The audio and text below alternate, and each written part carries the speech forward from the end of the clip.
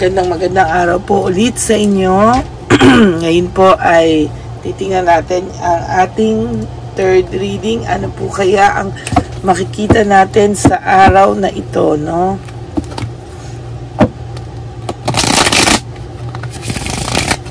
Yan.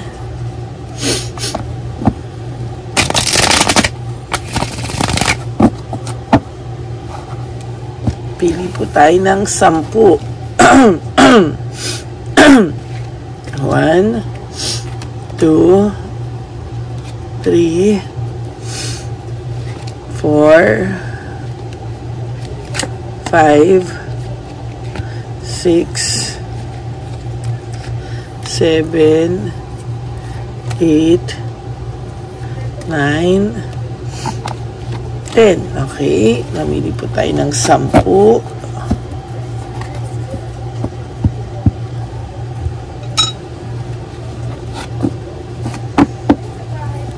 Pili po tayo ulit ng isa pa dito sa isang baraha.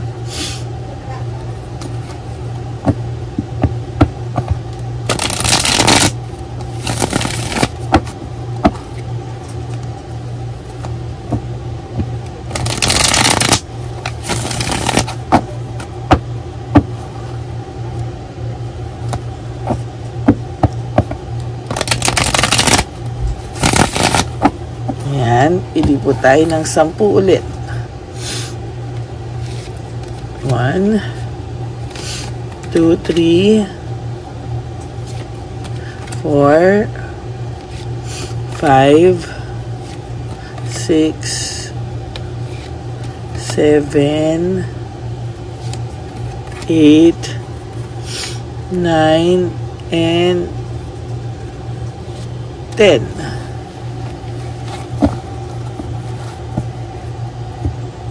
Ayusin lang po natin. Ay, sandali po. Susuot ko lang po yung aking salamin. Pasensya na po kayo ha. Medyo hindi pa po ako okay. Medyo masama pa rin po talaga yung aking pakiramdam. Diyos ko, kasi naman po sa opisina namin, sabi sa inyo, left and right po ang may sakit. Pero kahit ganyan po, hindi ko po kayang hindi magbigay sa inyo ng private reading, ng general reading or free reading po, no?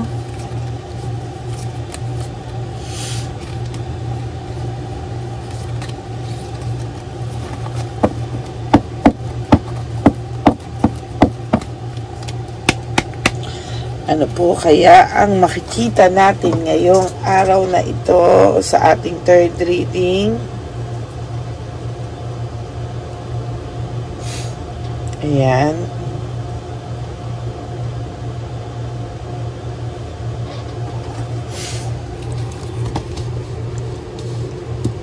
Siya ay lumayo, no? Siya po ay lumayo at nag-explore po ng kanyang sarili sa ibang tao, no? At meron nga po siyang iba, no? Meron po siyang karelasyon ngayon na iba.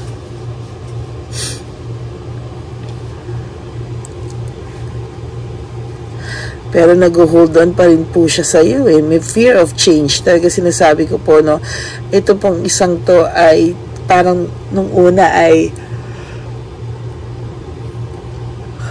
dala ng pag-e-explore niya, wanna try something new, something na maiiba ang feelings po niya. Pero ngayong nahimasmasan siya, gusto niya po ng kapatawaran mo. Gusto ng taong to ang kapatawaran mo.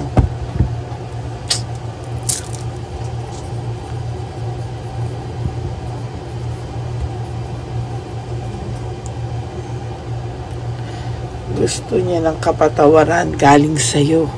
Susulat ko lang po Gusto niya ng kapatawaran mo. Patawaran na galing sa'yo.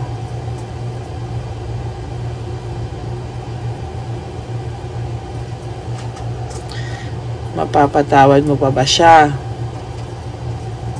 Pwede mo siya mapatawad, pero wag ka pong maging marupok, ha?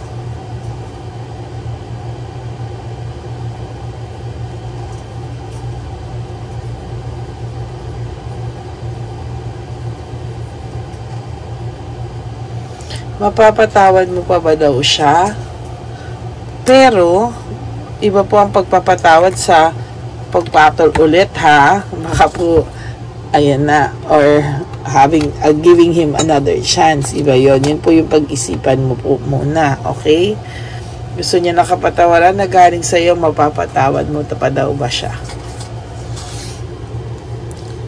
Happy Dreamer, surprise. Meron pong parating sa yung surprise, no? Lagi ko tong nakikita na may parating sa ng blessing or surprise. Ngayon po, kahit ito na po siya sabi ko, no? Kahit po isipin mo at makita mo sa lahat ng post na masaya sila, believe me, hindi po yan totoo. Kahit may mga pa-swimming pa sila, kahit na may mga pa-post pa sila lang, kahit na ano dyan, believe me, hindi po sila masaya, no? Hindi po masaya ang person mo. Maniwala ka po sa akin. Hindi po. That's only a false success. Hindi po yan totoo. Ayan, no? May conflict nga po sila ng rivalry mo. Meron po silang conflict, oh. There's jealousy and self-centeredness, no? Pinagseselosan ka pa rin po ng Chabilitang Palaka or ng third party nyo, no? Nagsiselos po sa inyo. Why? Because he or she may feel or nararamdaman niya po talaga ngayon na may resentment itong lalaki or babae na nang iwan sa'yo para sa kanya, no? May resentment po sa ginawa ng person mo sa'yo. Kumbaga, yung person mo po ay nagsisisi at nararamdaman ni Palaka. Ayan, no?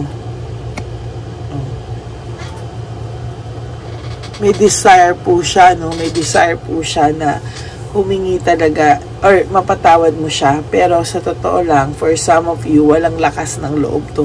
Duwag ito. Pinag-uusapan pinag-uusapan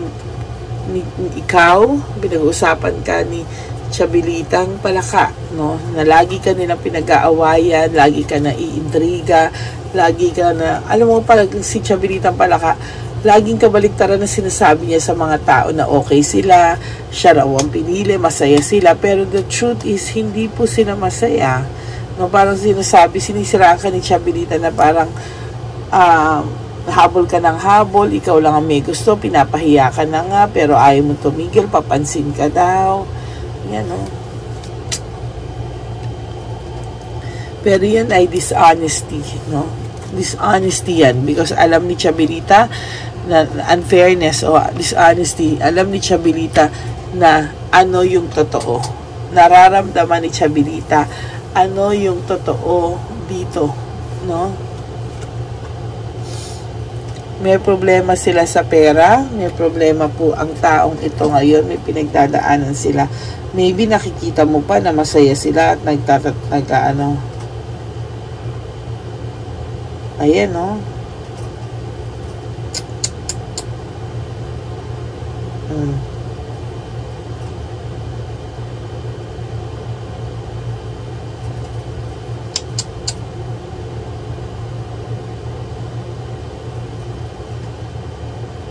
Ay, nako.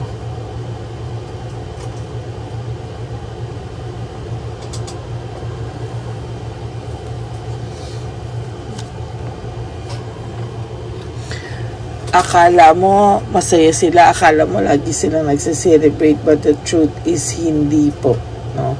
Hindi po sila nagse-celebrate ng kahit na ano, wala pong ginagawa doon. Ayan, no?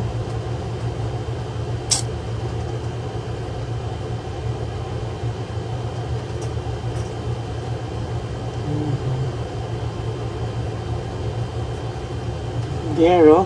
Hirap na hirap po talaga, eh, oh. Hirap na hirap yung person mo ngayon, pero pinapalabas pa rin ni Chabilitang Palaka na talagang na talagang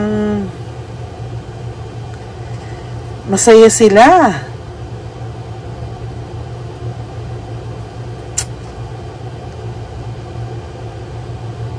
Ayan, oh.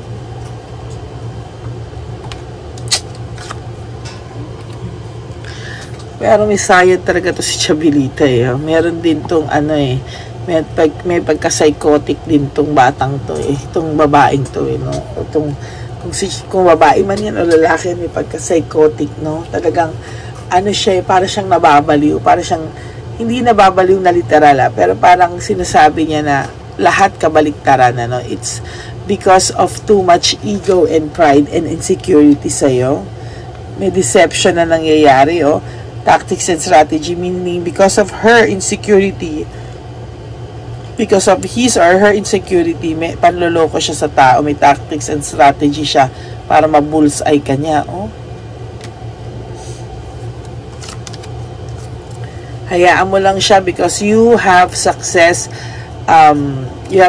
confidence, happiness, and joy. No? Ikaw po ay malapit na makaramdam ng lahat ng ito. No?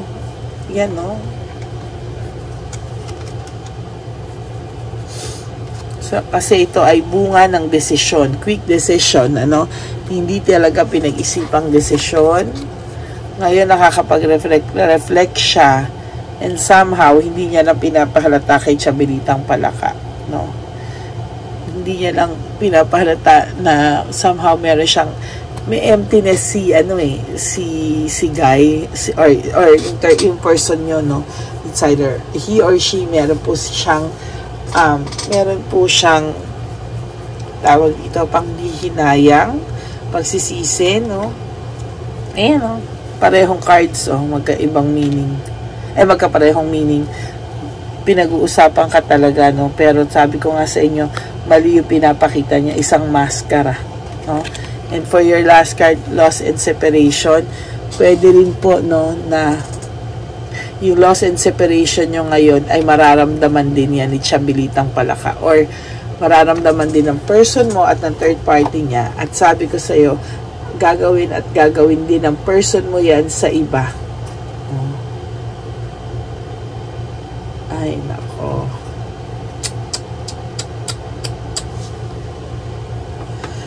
Well, umili po tayo ng 5 cards niya. Tingnan po natin kung ano ang kanyang pakiramdam sa ngayon. Bubuno tayo. 1, 2, 3, 4,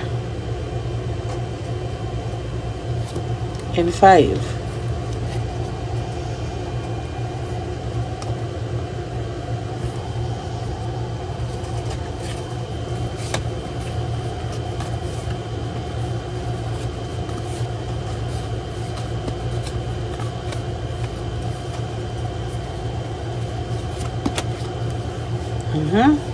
First is I am stuck in vision of us together.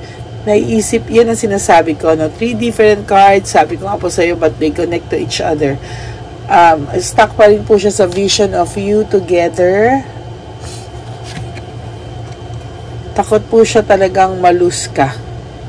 Takot po talaga siyang mawala ka totally, no? Pero marami siyang ginagawa na ano, why do I deserve someone like you? Iniisip niya pa po, no, na sa lahat na nangyari, bakit deserve, naging kanya ka, bakit naging deserve, bakit siya nakakuha ng isang tao na deserve niya ba talaga?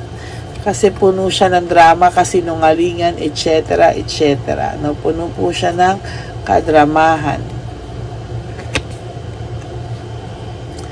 These feelings are eating me alive. Ayan po yung sinasabi ko, overwhelming po yung feelings nito. Overwhelming po talaga yung pakiramdam niya, no, dahil hindi niya na po kinakaya, dahil sa dami po, mixed emotion siya, may guilt, may biglang okay siya, hindi, papagod na rin po siya sa ganitong pakiramdam. Okay? That's your third reading for today. I hope mag-resonate po sa inyo. If it does resonate with you, please give me a like and mag-comment down below po kayo para nababasa ko din po kung ano ang mga feelings nyo, pakiramdam nyo. Yan, para nagko-connect din po tayo with each other. Okay? Maraming po salamat sa inyo at may God bless you. titingnan ko po kung kaya ko pa po ng isang reading, but if not, I will sleep. Yan, maraming salamat po. God bless you. Sa lahat po na gusto mong pa-private reading, you may reach me through Lady Lee Elena. Nasa dulo po yan ng video natin. And please pray for me, please, that repeat after me, that we claim 100% that Nathan's biopsy result is negative. In Jesus' name, we pray. Amen. Thank you po for praying with me. Maraming po salamat. And please pray for my nephew, Nathan. Yun lang po. At no skipping of ads po para makatulong po tayo sa ating mga less fortunate brothers and sisters. At maraming pong salamat to all my Lady Elena friends, family, and subscribers. I love you all from the bottom of my heart. Thank you very much, and relax lang po kayo today. You have to let go and let God write your life and love story. Surrender everything to Him. Okay? Yun lang po. Maraming salamat. Bye!